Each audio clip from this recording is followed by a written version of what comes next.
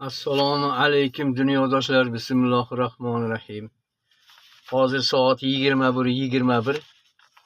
13-yanvar 2026-yil. Men sizlarga yangi yozgan she'rlarimni o'qib beraman. Aziz vatandoshlarim, ikki xil zahar bor. Mana shu ikki xil zaharni bizni tamoyinadagilar ham bilmaydi. Sog'liqni saqlash epidemiologiyasi ham bilmaydi. Xalqlar so'ramang ularni bilmaydi. Shuning uchun men bir eslatib qo'ymoqchiman, mana shunday qilib tuzganman. Endi bunga shpionaj deb saloqa qo'yganman. Dollar ikki xil bo'ladi. Davlat fondi, Soros fondi. Pomidor ikki xil bo'ladi. O'zbekistonniki, Turkiyaniki. Olma ikki xil bo'ladi. O'zbekistonniki, Polshaniki. Coca-Cola ikki xil bo'ladi. O'zbekistonniki, AQShniki. Saxaroza Rossiyaniki, Xitoyniki. Motolar o'zbekniki, Xitoyniki. Uzum o'zbekniki, Xitoyniki. Kartoshka Pokistonniki, Qozog'istonniki. Bodomlar O'zbekistonniki, Eronniki. Bodomlarni qarang-da, bodomlarni. AQShdan bitta nimasi, Angliyadami, Germaniyada bitta nimasi bor, joyi bor. Shuni O'zbekistondan olib borib, furadan tushirib, hammasini ochiq turadi-ku. Shuni sho'rtaq qilamiz deb zaharni sepib turib, yana qaytarib O'zbekistonga olib keladi.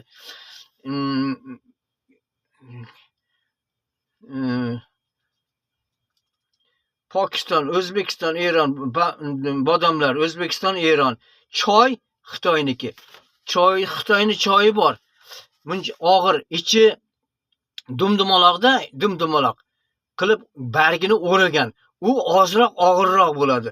Bu og'irlik bosish uchun Xitoyda ishlayotganlar kalamushni, chichqonni boqadiganlar bor. Kalamushlarni, chichqonlarni ko'paytirib, o'sha yerda o'zi pishirib yeyishadi, o'sha pishirib yeydi shularni. Ana shuni bo'qlarini yig'ib oladi-da, undan keyin choyni, o'sha o'ralgan choyni ichiga soladi. Buni enoloq bo'ladi xolos. O'sha choylarni, o'ralgan choylarni umuman ichmaylar. Bo'lmasa choyga solib, bir bargi ochiladi. Ochilgandan bir ko'ringlar-da, o'shandan kalamushlarni bo'qi chiqadi. Endigi she'rim, o'qiladigan she'rim. Sarlavhani bunday deb qo'yaman. Lenin o'qish va yana o'qish degan. AQSh nima degan? O'g'irlik, aldash, o'ldirish va yana o'ldirish degan.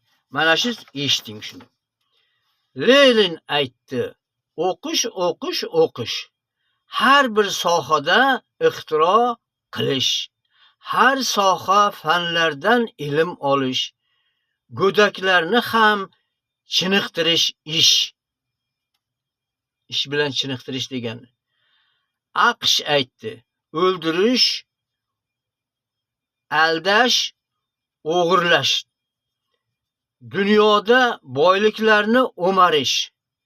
Chaqaloq kashalarni zaharlash. Zaharli qil, aralash qurulash. Hammasini zaharli qil deyapti.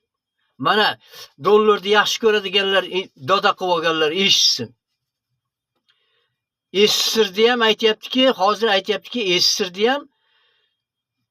Bunaqa bo'lgan otamiz, bunaqa bo'lgan enamiz. Hozir konstitutsiya boshqa, yangi konstitutsiya chiqqan. Mana men o'qib eshitiraman o'sha yangi chiqqan konstitutsiya, xudo xolasa.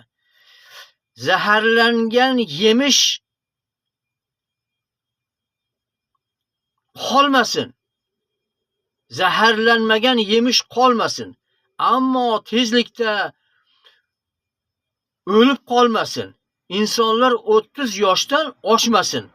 Uzoq yashovchi inson bo'lmasin. Mana AQShning vazifasi mana unday.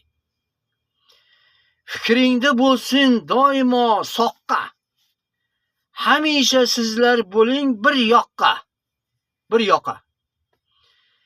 Green karta olib boring biz yoqqa. Tillolar ushsin kunbotar yoqqa.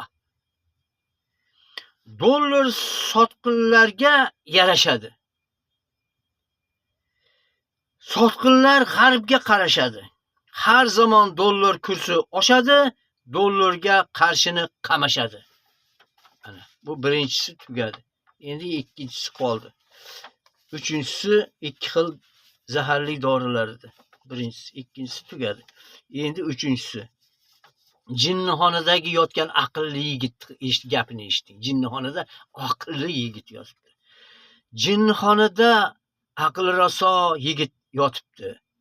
Men uni gapga solsam, bir dunyo gap yotibdi. G'ar ona bolani jinnixonaga sotibdi. Uylanmagan yosh yigit rassa boshi qotibdi. O'ynash uchun o'rtada yosh yigit sarson bo'ldi. O'ynash uchun katta uy maishatga oson bo'ldi. Yosh yigit menga sirlarini aytdi, bo'ldi. Har yil shunday qiladi deb ko'z yosh to'ldi. Boshliqlar telefonda har balolarni qiladi. Bola aytmasa, bunday sirlarni kim biladi? G'ar ona daromadni o'ynashidan oladi. Jinnixonadan kelgach nafaqador bo'ladi. G'ar ona